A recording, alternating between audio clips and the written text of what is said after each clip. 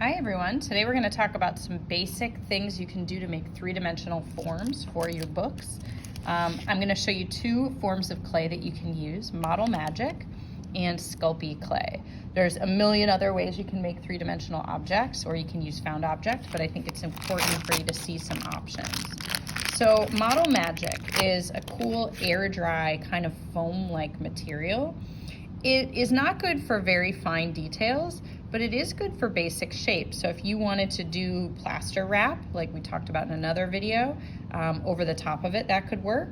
Or let's say I really wanted to make, I don't know, looks like I'm kind of going for a moon right now, right? So all I can do is just kind of sculpt and smooth and shape to get the basic form.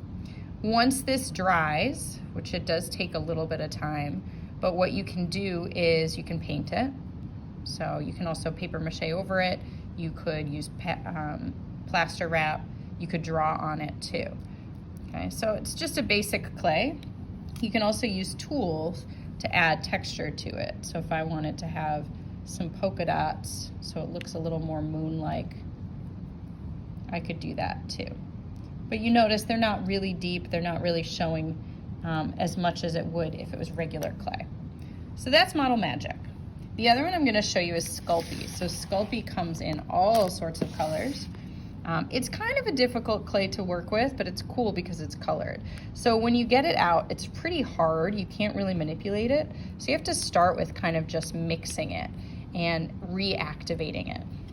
This, unlike the Model Magic, which is an air dry clay, this one needs to be baked in order to preserve it in its exact state. It's oil based, so it just doesn't dry out with air. All right, so this clay is more mixed now, it's ready to go. I can do things like taking two colors and I can mix them together. Sometimes people like to do some cool like swirly things with it. Right, and so the color starts to come together. If I do some twisting, I can make that even more intense. Right, there's so much that you can do with it.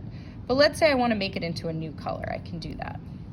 Okay, you can use a rolling pin, you can cut it, you can kind of mold it, shape it, but there's so many things you can do.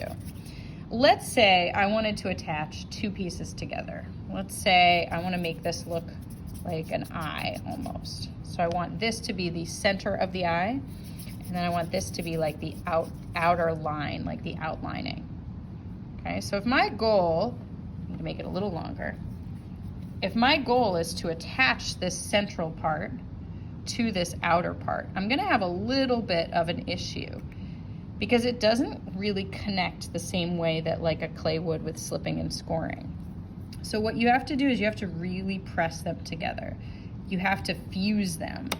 And if you don't fuse them well enough, then they really won't stay together. So a lot of times a tool, like I'm just using the back of a paintbrush, is a really nice tool to get them to fuse together. Same thing down at the bottom. Now right now it doesn't really resemble an eye, but once it's together, I can start focusing on stylizing it. Right, I could use a tool and almost like cut some eyelashes into it if I really wanted to. So there's a lot of things that you could do to kind of make it come to life. This is obviously just a really quick tutorial of what you could do with these clays. But ultimately, you want to think about how this would be attaching to your book. And then I have toaster ovens where we can bake it here.